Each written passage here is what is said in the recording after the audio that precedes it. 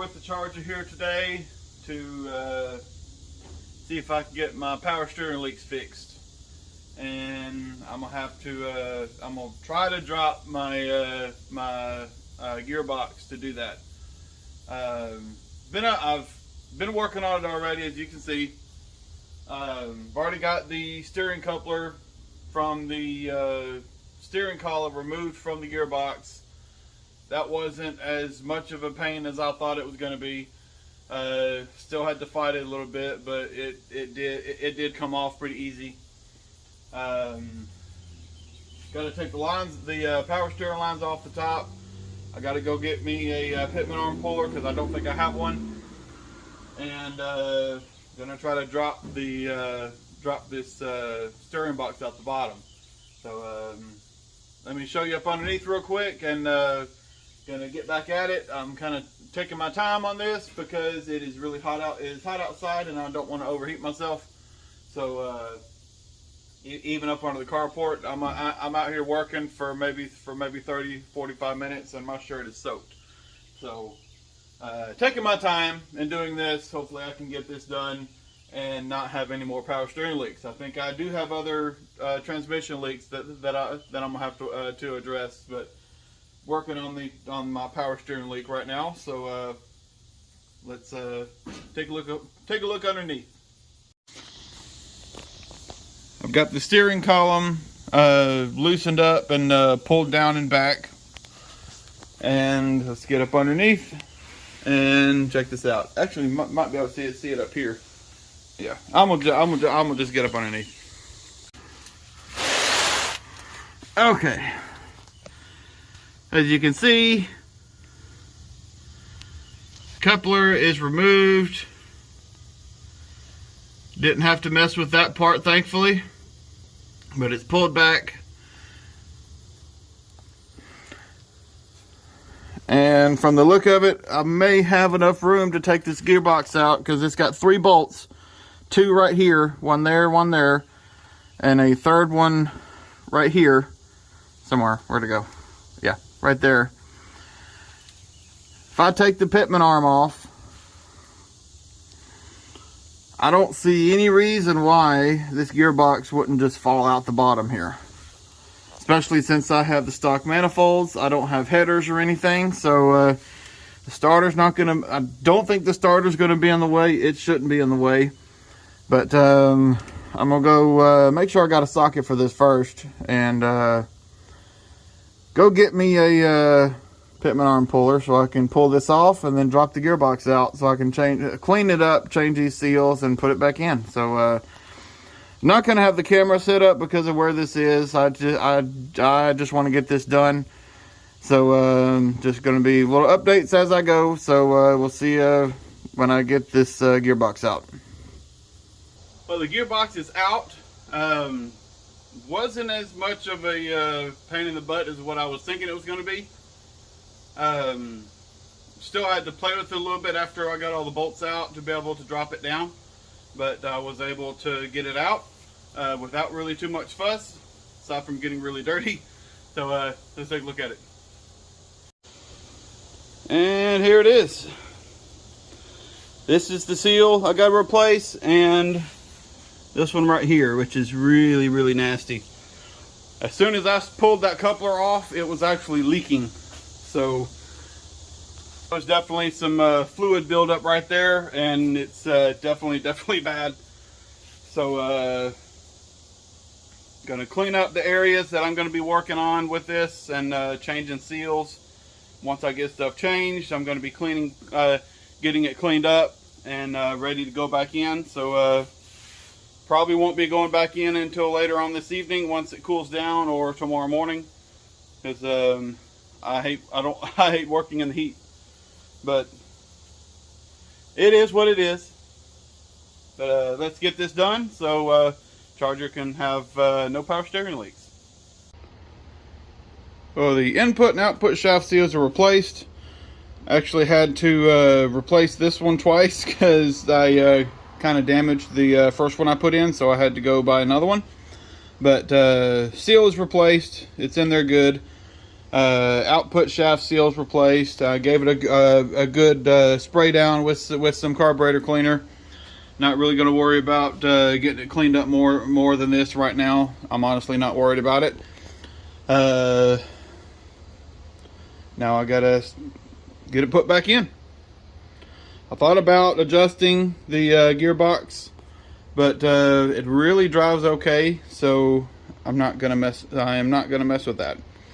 So now to get it back in the car and get everything reconnected. Well, I got it all back together. Had to replace my return line because it was a little, one of the ends was a little frayed, and I was able to pull it off the gearbox, so that was definitely not good. But replaced it with, I think I was some small heater hose or something. Just for a power steering return line, that's all it needs. Got the steering column back up, and I'm ready to call it quits for the day. I need some more power steering fluid. I know I could just use transmission fluid, and I have that, but I want to run power steering fluid. So if I do have any leaks, I can determine what's what from the different colors. So I was able to pretty much empty the gearbox. I just rotated it back and forth quite a bit, and I think I was able to get most of the old fluid out, and the pump pretty much drained because of that, because they're just disconnecting. So the fluid looked kind of burnt, so it was good to replace it anyway. So it won't be a completely clean fluid in there with some of the old stuff being in there and the gearbox and all that, but it'll be a lot closer to being pure power steering fluid. I'm gonna get that tomorrow. I am soaked from sweat and I'm ready to cool down. So everything's back on. Really looking forward to cranking this thing up and not seeing any leaks. Probably won't be able to tell that for a little while. I'll be able to see if there's any immediate leaks, but any kind of seeps or anything like that, probably won't see for a little bit, but I'm gonna drive it around a good bit after I get the fluid in there and just see what happens. I do have a decent leak at the transmission pan. I don't know if it's the transmission lines right above it or the pan itself. So I will be messing with that too, trying to get all leaks fixed on this thing. So at No Name Nationals, if I decide to go down the track, I'm not leaking anything. That's the reason why last year I did not go down the track. But I got it done. It wasn't as bad as what I was thinking it was going to be. The bolts were actually really easy to get to. It would have been a little bit easier if the starter was out, but I was able to fish it in and out without having to take the starter off. Now if I had headers, the headers would have had to come off, the starter would have had to come off, all that.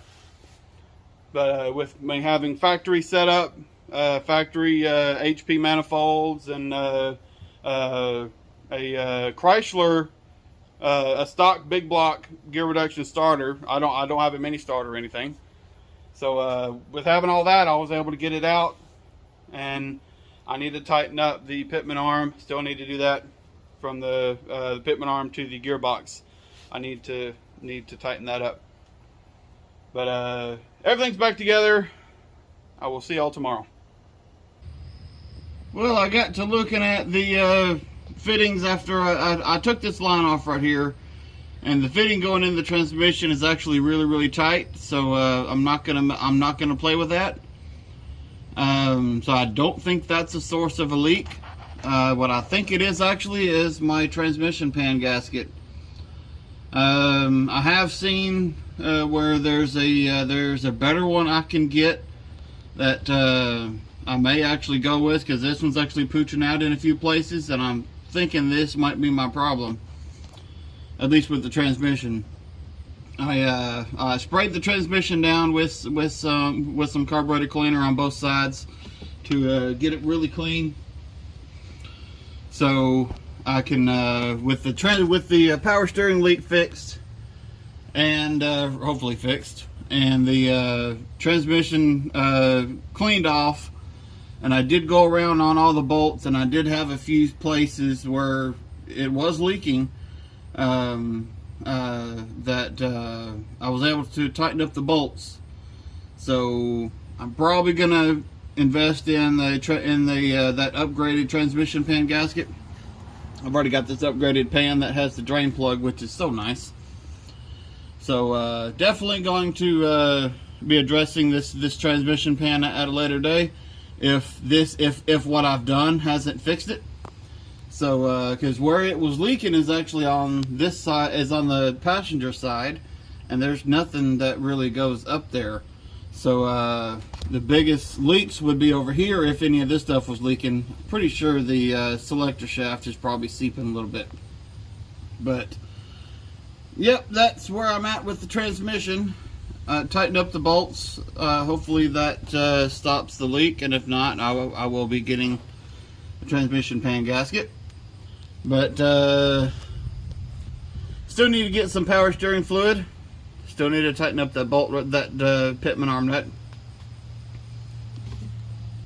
Right now, I need to do my grocery shopping, and while I'm at Walmart, I'm going to pick up some power steering fluid. So it's time for me to get cleaned up, go to the store, and come back with some power steering fluid and fire this thing back up.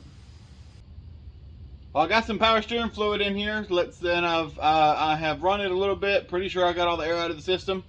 Let's get a first check on if any of these seals that were replaced are leaking yet. Okay. I know there's some residual stuff from the body seeping back down, but I don't see anything fresh under there.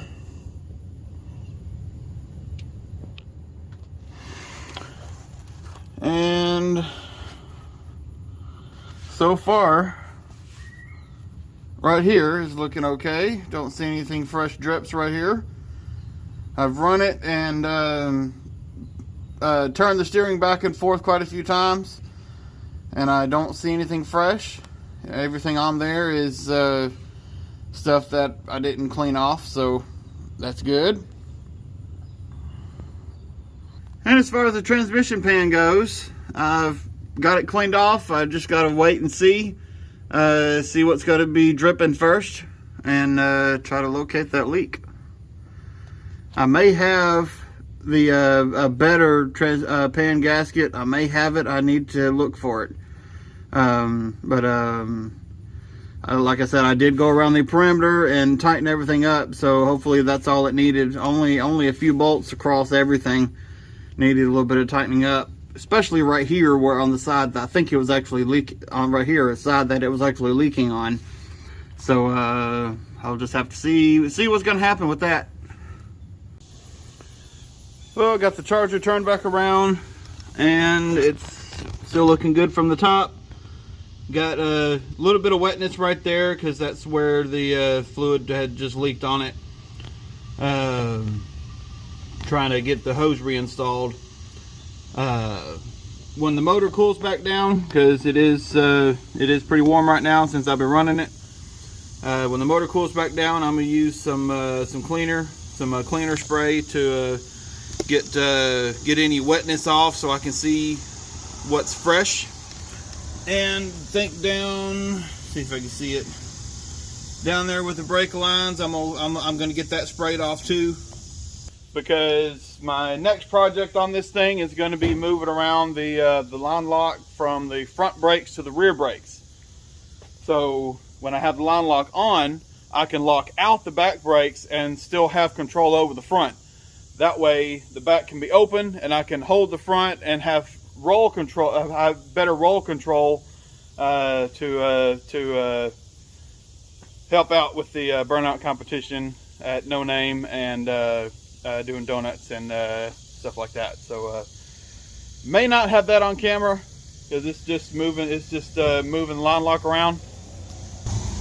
But I do want to move it away from up here, and I did get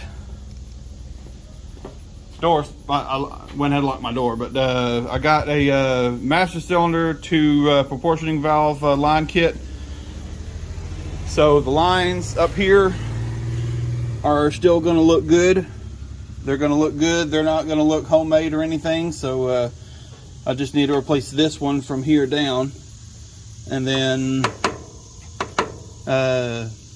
yeah, then figure out where I want to splice this in at. But yes, there it is. There's the video.